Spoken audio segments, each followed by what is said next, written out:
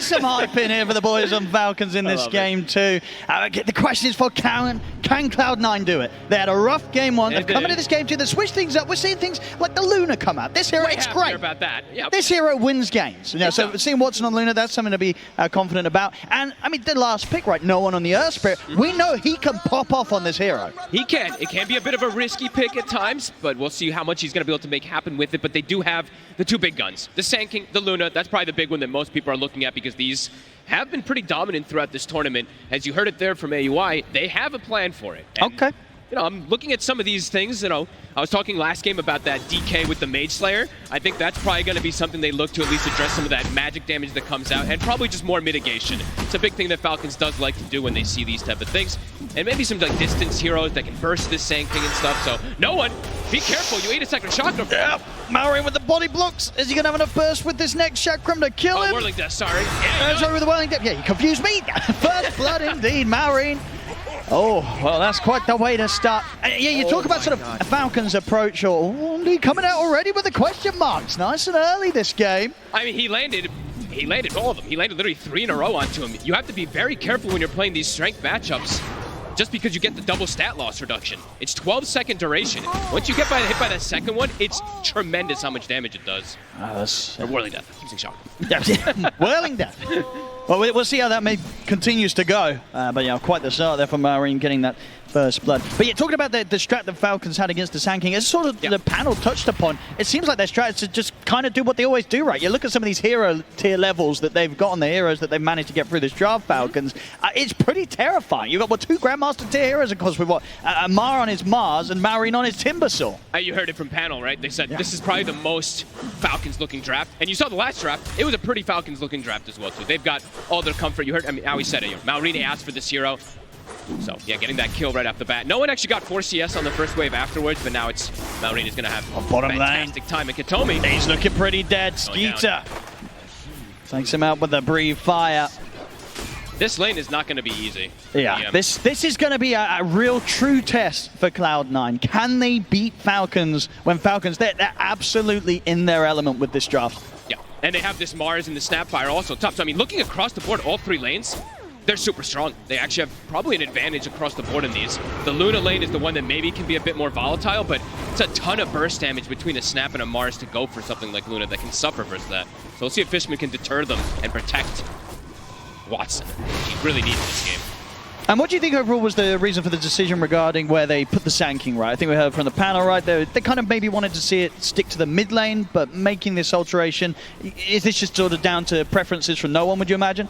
Probably, I guess I would say. Maybe he feels like he could be more active or something with the Earth Spirit rather than the Sand King, because maybe Sand King takes like a little bit of time to get online. I'm not sure, to be honest with you. Definitely interesting, because overall, I mean, the Sand King mid has been the one that's just been decimating. Especially yesterday, we saw Quinn, I mean, multiple players just not die on the hero, so. An interesting approach. So yeah, so far we can see a top lane. I mean, once again, as was the case last game, Amar having no struggles, getting complete free farm.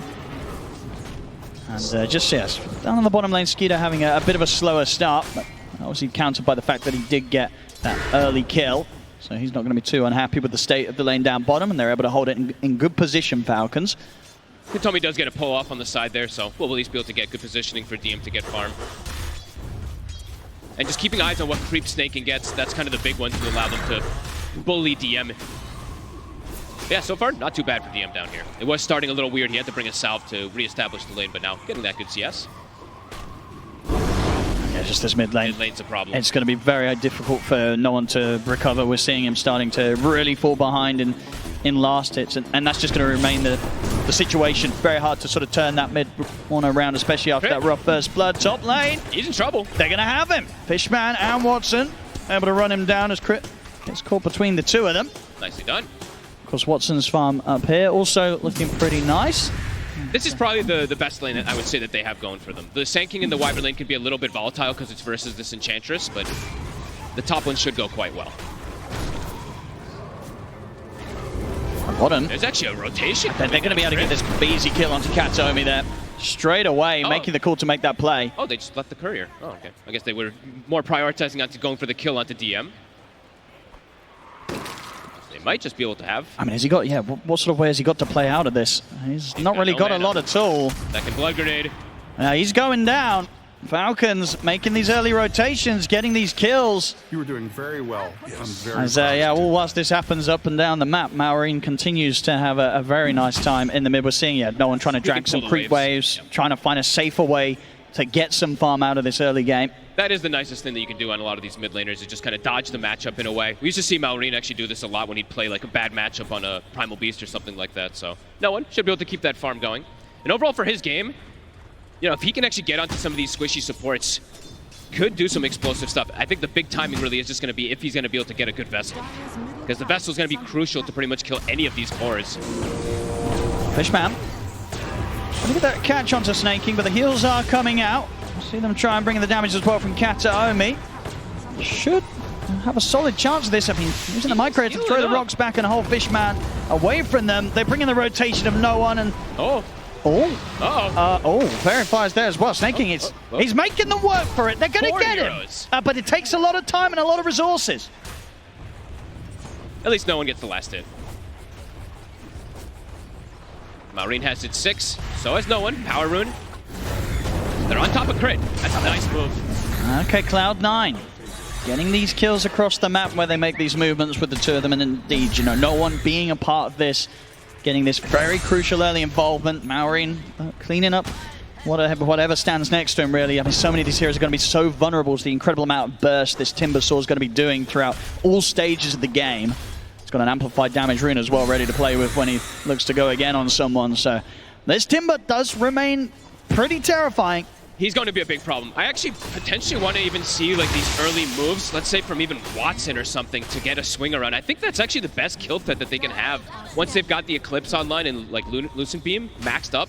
That's probably their best early kill threat onto this Timber Saw. It's obviously not like something he wants to like fully rotate out of, but if he sees an opportunity to get involved, that could be a way to slow down this Timber's early game.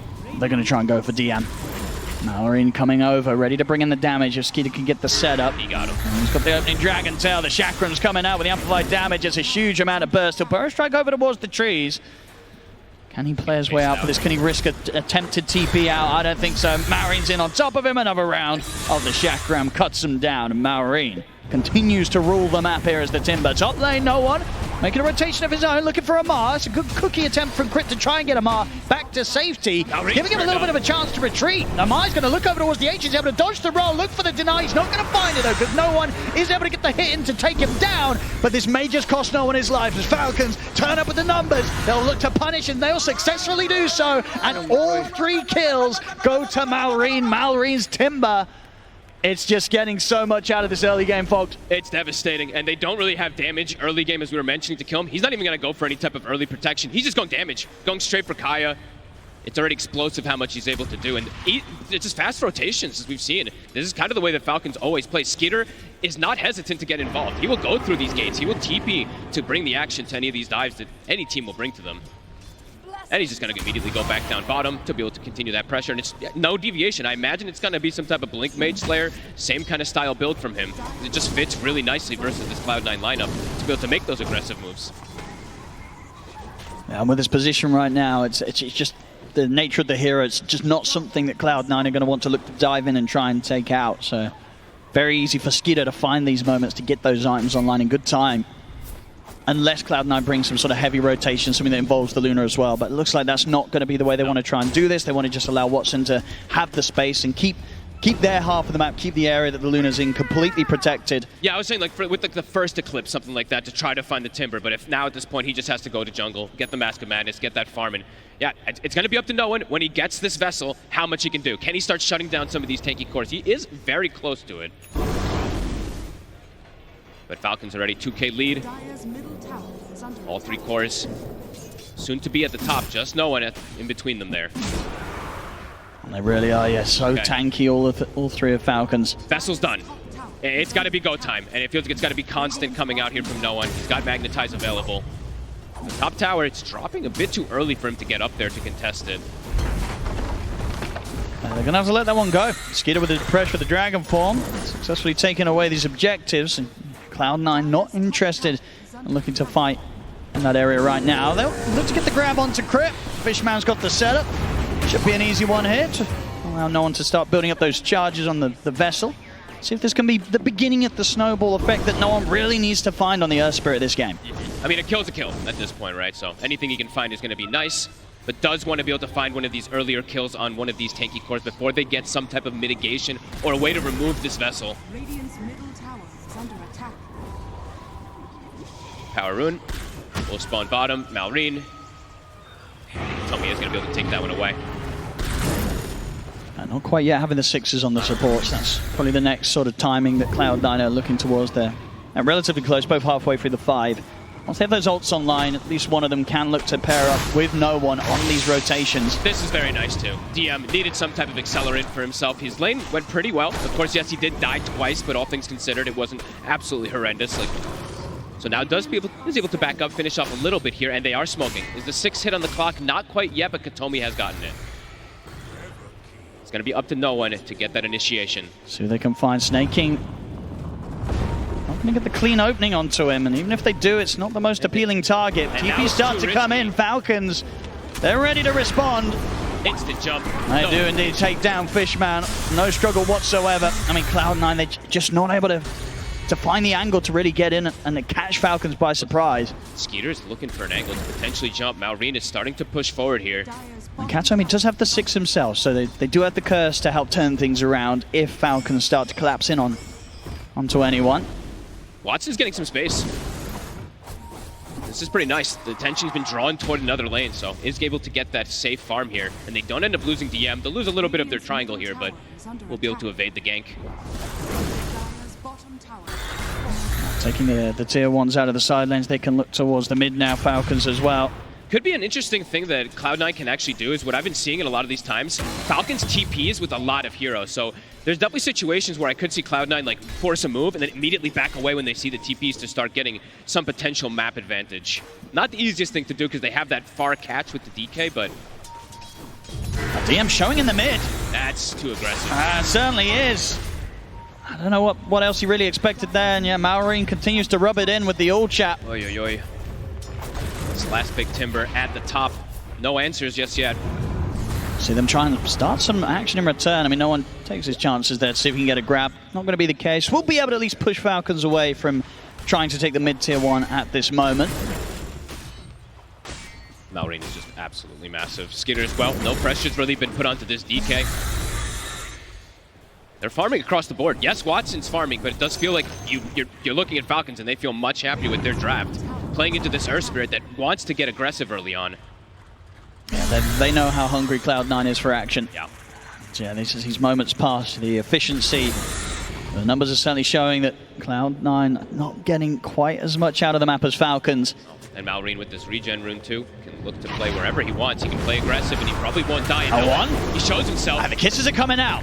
If he's able to get away from this in time, he's going to be able to roll away again. Malrine land the chakrams here on towards no one, but no shots there. Fishman holds him back. Skeeter caught under the tower. The curse is there as well from Katomi. Surely they could at least kill the Dragon Knight. They can. They'll bring Skeeter down, but Amar steps over the arena, spears through Katomi. They've got to look for more here, Cloud9. No one rolls in, gets the magnetize out onto the 2 of them. Amar up into the air here for now. Looks to step away, but he cannot break out from this fight. Double kill from Watson. Now towards Crit. They should be able to find a 3rd. They will. There we go. Cloud9. They turn up in the numbers. They find the fight. They should be able to get some pressure onto the tower. Exactly what they needed. And Watson, he knows he has to be a part of these plays. He turns up 2-0-3, getting this early action now on the Luna. And they kept no one alive. That was the important thing. Fishman's hook shot actually so crucial in this one, because if Malrine's able to stick on top of this Earth Spirit, the fight could get kind of weird, but they were able to kind of push this Timber Saw all the way to the far right of the fight and able to reset things and get that good positioning. No one is very tanky. Indeed, yeah, the Vessel, the Treads, and the Wand, that's all you kind of need at this point to be able to walk away from the kisses coming in. Fishman with the hook shot. It stops kind of this aggression and breaks that entire move that's coming out from Falcons. Beautiful play. Falcons definitely underestimating the ability for Cloud9 to hold this sort of fight and find this sort of turnaround. Is he back in action? They will get the spear connection onto DM. They catch him around the Ancient. So Falcons, after having a rough fight in the mid, they're not afraid of going straight back to the action. Fishman, he's out with a TP. I think they put a stop to it. So yeah, Falcons, they may have lost the fight mid, but they get back into the action. They kill off DM, and they do still claim that tier 1 tower mid first. They're still able to play just that little bit faster, right? Cloud9 does feel like they're more cooldown reliant, especially if Watson wants to look to get involved. So Falcons looking to take advantage of that. They're heading straight for him. He's going to go for a TP out. They got anywhere to stop it in time. They don't. He's away. Ooh, and yeah, Mar has gone down the Yule's build, so pretty interesting. So just wanting to have that immediate catch for some of these heroes, and he is going to queue these auras. So interesting approach that he's going to go for. We've been seeing just most of those times just the BKB and Blink. Fishman setting up another catch here for Cloud9. They'll find Snaking. Good kill. The support to this moment, Cloud9 is showing no struggle of being able to pick them off when they get caught out of position. And that's almost DM's Bloodstone actually finished up, so yes, he's been slowed down a couple. I mean, he's died 4 times this game, but his farm is still not bad at all. He's going to have to play into the Mage Slayer. I believe it's about to be finished up on to Skitter. So there is always going to be that mitigation that comes out. Cloud9, they're not too afraid of looking for these team fights now. They have the ultimates back online, grouping up down bottom to take the tier 1, and just be prepared if Falcons were to show up and try and take a fight. It's not going to be the case, though. Falcons remain split up. So it's so much more fun to see this Luna in particular, right? She's constantly looking to get involved. The level 2 Eclipse is ready. The team fight that it can actually bring in is pretty massive until more auras and stuff get online. So Watson playing near the team, ready for a fight.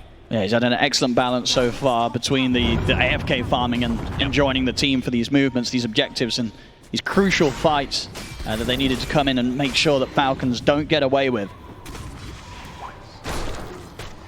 Katomi's getting pretty close to a Blink Dagger too, which, I mean, these little things are going to be pretty important for them to get these type of either initial catches in the fights or these resets. That's going to be a big thing for Wyvern. If he can get a reset, the Luna can come in, get this type of big fight. Could be pretty huge for them. Malrine does get an item that's probably going to make him not die for the next few moments. The Aghanims is finished up. But if they can kite and reset around that reactive armor, there still is a small potential, but not easy by any means to go for him now. But it never was going to be the case versus this last big Timber. I think Cloud9, with the way that those last few moments have gone, they're not too sad with just sort of sitting back and calming things down as well. Just as long as their Luna's farming, as long as Watson's getting the space. Yeah, and he just, so Snaking actually had warded the triangle over here, but it was dewarded just now from Watson. So making sure that he can get as much farm as possible. No one? They're going to try for the hook shot in the mid. It's going to be the connection from Fishman straight onto Crit. No one's going to roll up with the follow-up damage. Crit not getting out of this one. Cloud9. Nice catch from catching Falcons off guard now.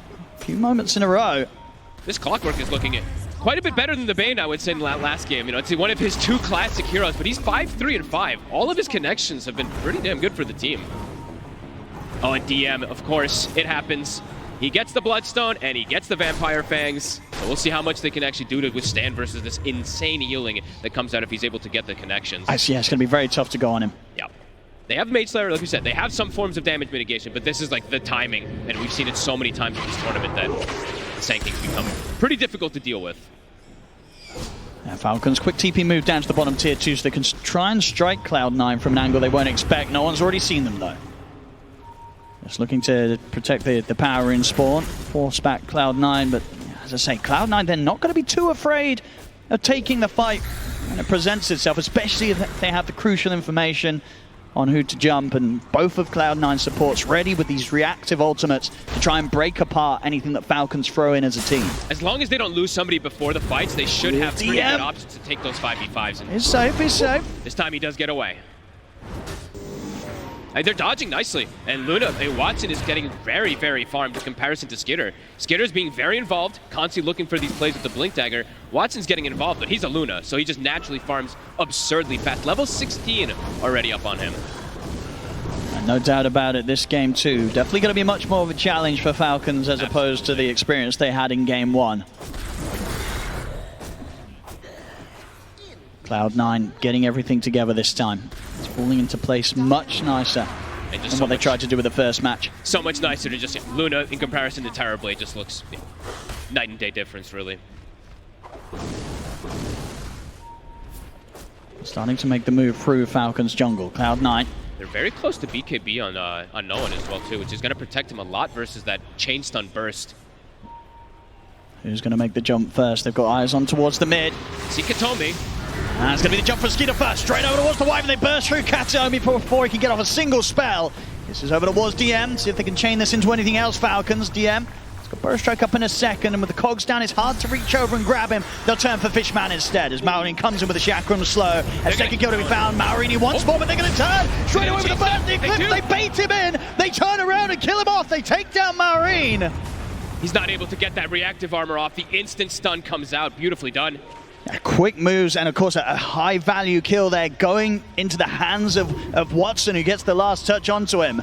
DM, nicely done, plays it careful, pulls the creep wave up. Okay, so a little bit of a mistake there, of course, from Katomi. I was surprised that he showed himself just standing in the wave like that when he initially gets caught, but then afterwards, Maureen overextends forward, and yeah, like you said, Watson, a huge kill. That's a massive kill, yeah, 3-0-4. It's propelled him pretty much, halfway through the gold towards the BKB. Yeah, over 600 gold he got for it, so pretty massive. And Watson definitely in a solid position to be able to carry this game. Falcons, they've got to deal with the Luna somehow.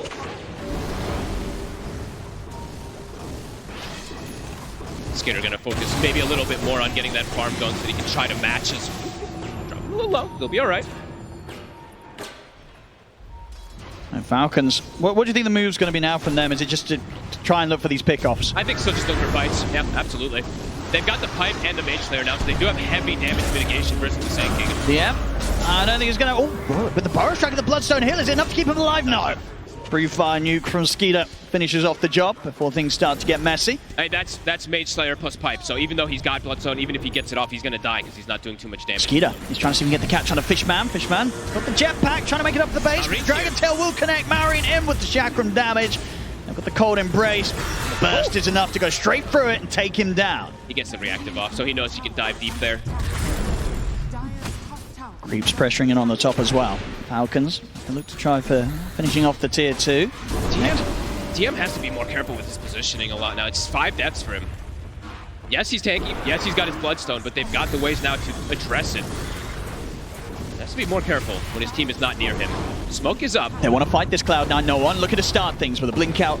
It's quick. They'll be able to keep their tier 2 up. Force Falcons back. The remainder of the smoke, they could look to just try and turn this move into something else. Watson has a huge power spike. BKB plus level 18. He really wants to get involved. He wants to force an issue here to potentially get a fight into a Roche right afterwards. Can they catch anyone here? Well, they hit the scan. They know someone was up there, but Amar already backing off. It's 20 seconds until that arena's back up. Cloud9 trying to capitalize.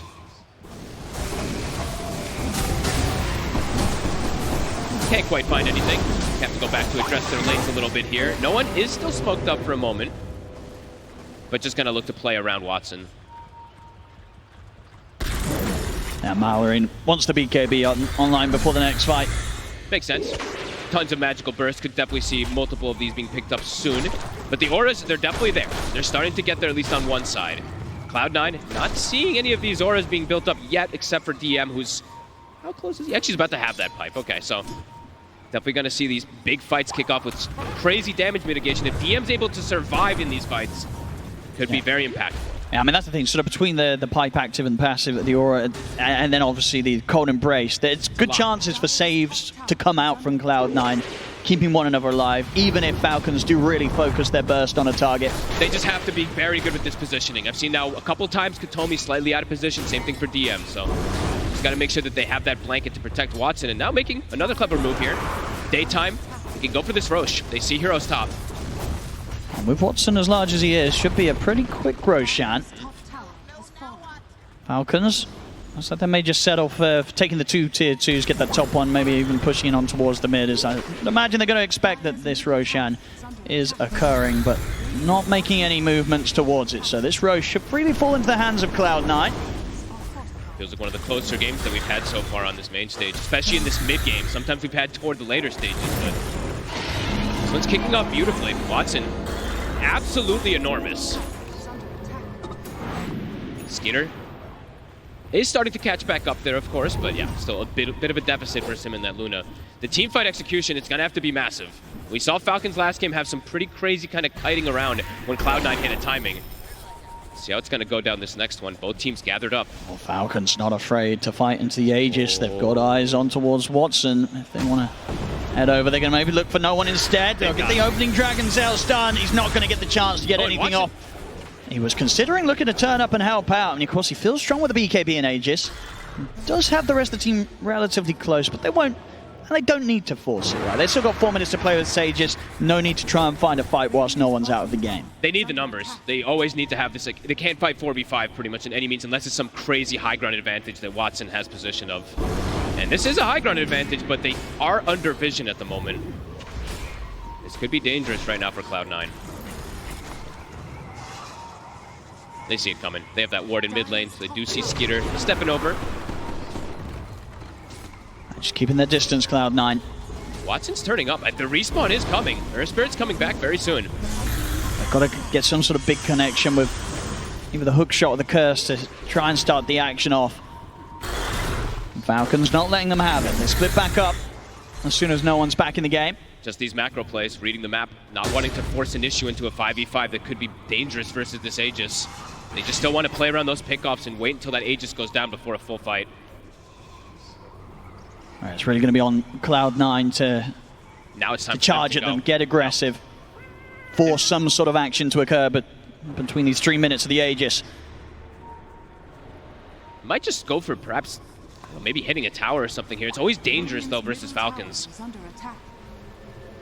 Gonna set up top. They did see Amar for a second here. Amar backpacking the pipe so that he doesn't show the aura in the wave, even though he's not next to it. Can he get out?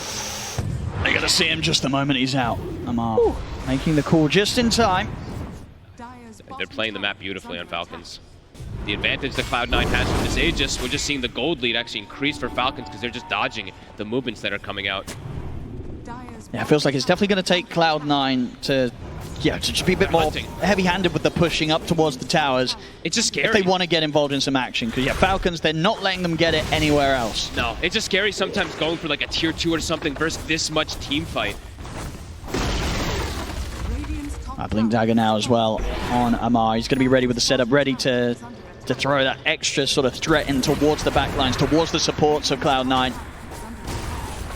They have a blink. I mean, DM is going BKB. Okay, so they're going to have to pretty much completely rely on no one in a lot of these situations to just start the fight. Fishman can hook shot, but it's kind of suicide. DM, they're watching him in the river. Uh-oh. He was walking down the river. Amar's going to get the opening. He's able to break out with the Burrow Strike, though. DM, of course, incredibly tanky between the pipe and the Bloodstone, so gets away with that. That is the art the arena used. So Cloud9 could look to try to punish this, at least pressure a tower here off of that. They still have, what, about 100 seconds on this Aegis. It should be clean enough to get the tier 2 without the threat of the arena. Falcons, I wouldn't imagine they'd look for this fight. I might look for Fishman in the mid. Though. Looking for the setup. They'll get the spear back as he's caught up in the air during the jetpack. I'll find Fishman, but tier 2 down bottom should slowly but surely fall here to the push of Watson. Getting very close to making it towards his next item, the full counter. Look at this, they're setting up for the fight potentially. No one is TPing back. They don't have the clock for 30 seconds. Aegis still about 60. Is Watson going to come back as well? He doesn't have a TP right now, Watson. That is very true. That's true. One of those situations, the carry's not got a TP. So Watson's going to have to make the long walk across the map. Should have time to. Amp damage spawns up top. No one. He wants to claim that. Oh, he really does. He's not going to be able to, though. Skeeter gets the pick up first. Look at the Burrow Strike connection in on the walls. Crit, they'll try and separate them from him, but Crit's gone. Skeeter, no one's trying to chase him. And be able to turn in with the Yule's control. Katomi using the curse just to try and momentarily hold back Snaking DM. He's revving up the epicenter just to blow up the Enchantress. It's a couple of support kills here for Cloud9. The cause of Falcons will manage to escape. It's a lot committed. The I did not expect him to actually blow the epicenter there for that Enchantress. So 100 seconds, they won't have that. Watson is going to capitalize that the supports are dead, though. Has a full Conda, has the Vindicators actually push top, no one. And the Yule setup's not going to be quite there, Amar. Still be able to find the spear follow-up there from Skeeter's initiation. They kill no one anyway. Keep catching them when they split off. Every time that they split up on the side of Cloud9, Falcons is able to capitalize and get these type of jump kills. Gotta be careful when they split. They're very, very quick with these moves. Each and every step that Cloud9's trying to make against Falcons, Falcons just staying that slight step ahead. It's like one step, and then the next team gets like a 1.2 steps. It's very back and forth. But yeah, Falcons is just playing around those timings and keep getting these big core kills during a big burst that Watson had with the Aegis. We're able to get, what, 2 tier 2s out of it? And a decent amount for him. He is level 20, so he does have a pretty big surge as well. Yeah, Skeeter pretty much with the full BKB ready for the next fight that Falcons can look for, so he can really get stuck in. He does need it. You saw in that last fight when no one was starting to stick on him, it was a little bit dangerous for a second there. So now he will have that. Malrine also does get this 20 talent, 20% magic resist. Quite a bit stronger. Yeah, both mids, I think, closing in towards the full Shiva's guard. Falcons, they're going to be the ones to look for the play first. The smoke up comes. This will be that big clash. Who's going to get into the back lines? Can they burst heroes before these BKBs come off? No one. Maybe the first one to be spotted. See how quick the reaction is. The scans hit. They know exactly where CLOUD9 are. CLOUD9's own scan, I believe, didn't quite catch on to the smoke movement of Falcons. So no one, he's not going to expect it. There's the jump forward. The curse will come out, but it doesn't matter. No one. Immediately killed off, and now Amai's ready for more. Yul setups there. Arena's down. Katsuomi. He'll try and freeze himself to survive, but there's no getting out of this one. Immediate moves there from Falcons. The CLOUD9, they just weren't quite ready for us. I think the scan, it was so close to connecting, but it did not hit, so they did not anticipate Falcons to strike from that angle. I mean, they're trying to bait no one, but the cold embrace and the curse overall, if they get these BKBs off, the damage is just too explosive. And now to the high ground, these two kills are pretty massive. Absolutely, straight away to the tier 3s. Watson, he's getting caught with the Dragon Tail. He tries to turn up for the defense. He gets the BKB off, but he's already brought down to about half HP. Will look to turn now with the Eclipse. But Skeeter puts the BKB in and gets forced down to the low ground. That's his BKB. Oh, that was risky there. I mean, Watson will get to live to tell the tale. Falcons, they're still pushing on and finding kills. Killing off Fishman. The push still comes in. And it's just, they're going to back away right now. They're a little bit scared because that respawn from no one. Yeah, they know no one himself. He's still got his BKB ready to pop. And they don't feel like they need to risk anything. They got what they came for, at least a little bit. A couple kills here, force a BKB reaction from the Luna. Reset. Cooldown on BKB is going to be about 60 seconds on Watson. Scary moments there, though. Falls out. Now, they've got to be so prepared. We've seen how quick every single time Skeeter is when he plays the Dragon Knight. He sees a chance to just throw himself in and get in with that instant Dragon Tail. He'll go for it. They have to be just like prepared with, I mean, honestly, both of the supports have to be there, ready to just give their lives for any of these cores that get jumped immediately on the side of CLOUD9. And that's obviously where Katsuomi trying to get that BKB online for himself, so he can have that safe way to play his hand without any interruption. Watson is going to, we saw there obviously, even if they did get the jump on him, he's pretty tanky, and once he's able to start work on his Satanic, it's definitely likely that unless all 5 of Falcons are really going at him, he'll probably survive through the stun. He should be able to, yes. And DM overall now will have a blink very soon too, so I want to see him also be able to play a little more aggressive, because it's been a bit passive from him. He's just been able to sit back and farm, which is fine, but he's gotten caught a few times because of it. They need ways to be able to enable Watson a little bit better so that he can actually stand his ground with the Satanic and stuff. BKB also now finished up on Snaking. He is transitioning, starting to become that kind of that 4th core in a way. Similar to what Falcons likes to do a lot of times. Yeah, you can never underestimate the damage that can come out from the Enchantress as these moments pass.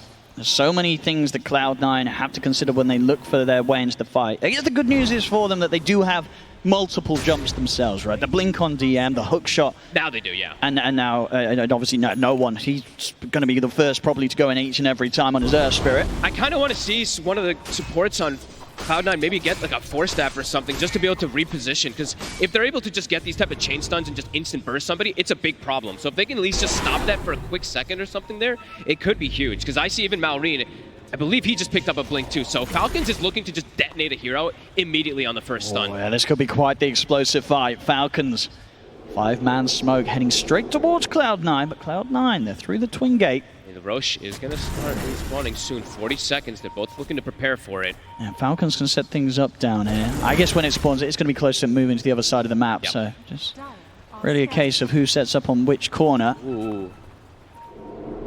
Coming back through here, CLOUD9. At least Fishman starting to tentatively lead the way. Trying to catch the back line is pretty important. Fishman has a ward available. Watson from the tree line. I mean, Skeeter. Maori's going to hunt things run things out in the trees. He's going to find Watson, try and force some sort of reaction from him. Watson trying to stand his ground, but takes a heavy amount of burst hit from the chakram. Now there's the jump as well. The Dragon Tail. Watson needs help. He needs it now. The curse comes out, but Marin pops the BKB. So he's able to continue to lay down the damage onto Watson, take out the Luna. Now it'll turn towards Captomia. Amar gets caught by the silence, but they're running towards DM. DM has to put the BKB himself. Marin's killing off the backline, stays on top of Katsomi, finishes off the Wyvern, and now he's ready to swing back over and help the rest of the team chase down more. DM has to run. He's 70 seconds without Watson. They can look to either go for the Roche or pressure here. Falcon's just too good at executing these fights. Very well. I mean, Mallory just continues. He's feeling very, very confident with the amount that he's typing. Amar, he'll get the catch on towards DM. They're bringing in the damage. DM caught by the Dragon Tail. He's out as well. 3 dead. And the two of them, as you point out, they don't have buyback. No buyback on Watson or DM. They're short on the gold. Oh, and they're just decimating them and dancing on them in these fights. It's similar like last time. It really is. They know exactly how to approach these fights. Marine just jumps in, gives the information with the Shivas, and just forces so many problems. Cloud9 don't want to make the first move, and they're getting punished because of it. This is going to be a heavy push coming in from Falcons. They're going to be able to take quite a lot here from Cloud9. There's just no way to protect Watson, it feels like. This mid-Brax, it's gone for sure. We'll see how much more they can take whilst Watson and DM are down. Falcons they're too good at coordinating these fights. Cloud9, it feels like they have to start doing something a bit chaotic to not allow Falcons just cast all their spells freely. They have to just try to start fights in more of a chaotic manner to let Watson actually play 0. Because he just died, 100-0. I could not quite save him. And it's never really going to be the case with the Cold Embrace or with that Curse versus these heroes. If they get the BKB up first, they're going to be able to just pierce through it. And now Roche, it's up. I think Cloud9, they've got to try and tackle this. They can't sit back and let this go to Falcons. They need to look for the fight at the Roche pit.